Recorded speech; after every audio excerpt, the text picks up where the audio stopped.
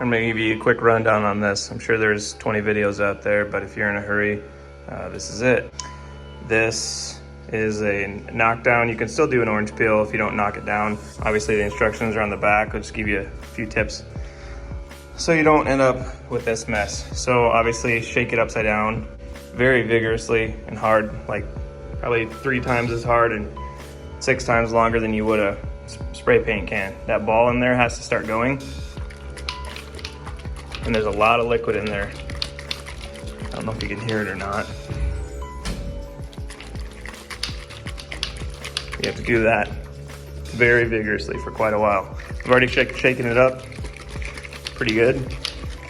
But when you first start, this is kind of what pisses me off about this. That's why I had to wipe this off. When you first start with this, no matter what setting you have it on, it's gonna spray like especially since this is water-based, it's gonna have, and I think the oil-based does the same thing, it's gonna have just like a little bit of a watery consistency on its, like when it first comes out. So I would almost spray it for 2 or 3 seconds at something else or outside or in the trash or something, because otherwise you'll end up with that. So instead you want to spray it out and then spray this on and get your texture. See if I can do this both at once here. Now it comes out a lot nicer now, and it's not running. And again, you want to go wider than your space, and you kind of just want to stay with that. Now this is going to shrink down quite a bit. You want to stay with that because if it gets too wet, you put too much on, it'll start dripping and running. And that's the problem that I had with this right off the bat. And every can that I've used before, typically that's what happens right off the bat, is you'll get a big burst of like water and whatever's been sitting in there, even if you mix it up really good. So get rid of that first 3 seconds and then you can spray. And then usually between every coat, I give it another good shake. So I'm gonna do another spot, shake it up quite a bit again, upside down. Just feel till you got a good consistency, okay? And then you're just gonna spray wider than your space.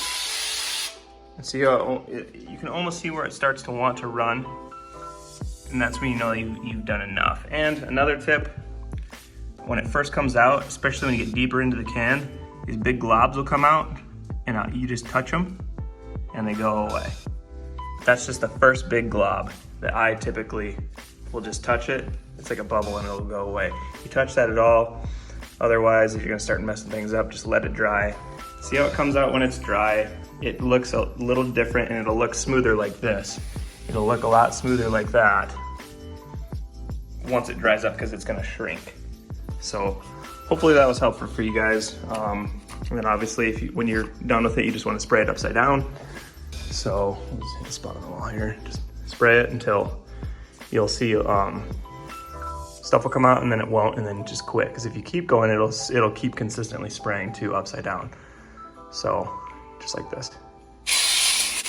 That's it. See, notice that's the first glob that came out right there, right? That big glob right here came out first.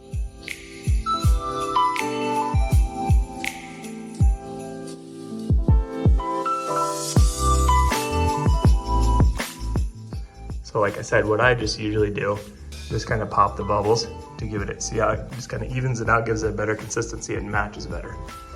So that's kind of where we're at. This is what it looks like dry. Like I said, it shrinks down quite a bit. You can see like you can't really see how it matches very well. So if you're looking for an orange peel, even with a knockdown, don't knock it down. Don't mess with it, just let it do its thing and dry. And this was probably 3 hours ago. Depending on what you're doing, it's gonna take different dry times, okay?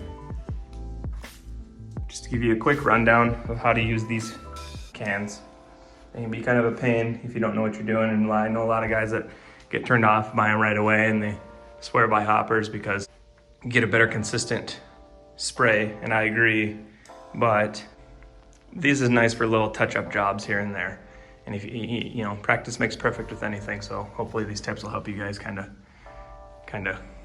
get a better consistency if you haven't had good luck with those. So, thanks for watching.